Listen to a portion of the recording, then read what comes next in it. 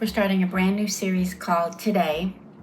And I was thinking about how we have these wonderful minds that think and mull over yesterday, plan and worry over the future, and yet we're told many times in the Bible to live for today, for we don't even know if tomorrow will come.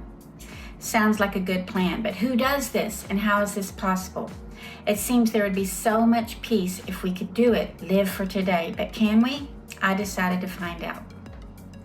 This first one is called Yesterday. The best story in the Bible about planning or pining for yesterday or looking back is the story that we look at all the time, it seems like, the children of Israel. God sent Moses to speak to the king that enslaved them all, and they were set free. But when they were walking in their freedom, they realized there was an enemy still pursuing them. And it says in Exodus 14:10 that they were terrified, and they cried out to God. They even questioned his deliverance out of Egypt.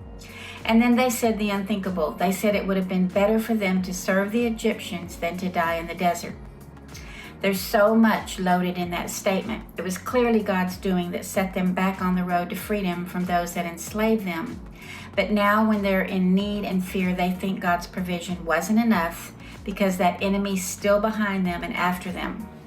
Our minds think about yesterday and what God did or didn't do, why he did or why he didn't do, and this wandering and pondering only gets us into trouble. Maybe we had a set of horrible circumstances in our lives and God brought us out to a solid place of success. But now we've hit a huge bump in the road and we're looking back and thinking perhaps that wasn't God at all. We missed him, or he teased us and toyed with us. So here we are today looking back at yesterday, asking questions about God's character. Moses speaks to the people and tells them not to be afraid, to stand firm, and they will see the deliverance today. They won't see the enemy anymore. The Lord will fight for them. All they need to do is be still.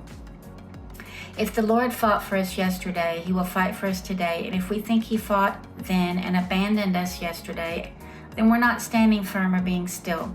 A mind that thinks back to times before today, only to start accusing God and conjuring up better scenarios than the ones he's brought us through, is a chaotic mind, not a still one. A mind that constantly looks back to create dissatisfaction with today is one that needs to hear these same words: don't be afraid, stand firm and see his deliverance today.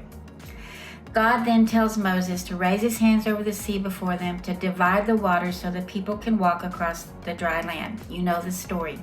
He tells them that his glory will be revealed. The pillar of cloud moved now and stood between the children of Israel and their pursuers. And Moses obeyed, and that night a strong wind came and the waters divided, and the mind-wandering people walked through onto dry ground. Yep, the enemy still trailed behind, but it says God threw that army into confusion, jammed their wheels, and they started to run away. But God wasn't just sending them back, he was destroying them for good. Moses stretched out his hand, and the waters flowed over the armies that were after God's people, and they were swept into the sea, and not one survived. We read that the Israelites saw the mighty hand of God, and they put their trust in him. And we know that one time wasn't enough. The people still looked back and mistrusted God, even though he had defeated the armies for good to the ones that enslaved them and wished for former days. What do we look back at yesterday for? We wonder if we could have done things differently or why things didn't happen the way we planned. We're concerned that we made bad choices, or we think about the ways that God could have answered but he didn't. And yet God is speaking to our minds to be still, to not be afraid, and look for his deliverance today. I know when I look daily at God's provision, starting with the sunrise, the way the sky and the ground hem me in and surround me with his order and balance in life, when I notice the small things that go unnoticed when I'm busy thinking elsewhere, I live in the moment and I feel satisfied and at peace. But the minute I let my mind think back over yesterday's woes, fear settles in. So for this first Devo, in order to live for today, awake and still your mind and observe the goodness of God today, knowing that God is fighting your battles for you and that those who would seek to destroy you are they themselves destroyed for good today.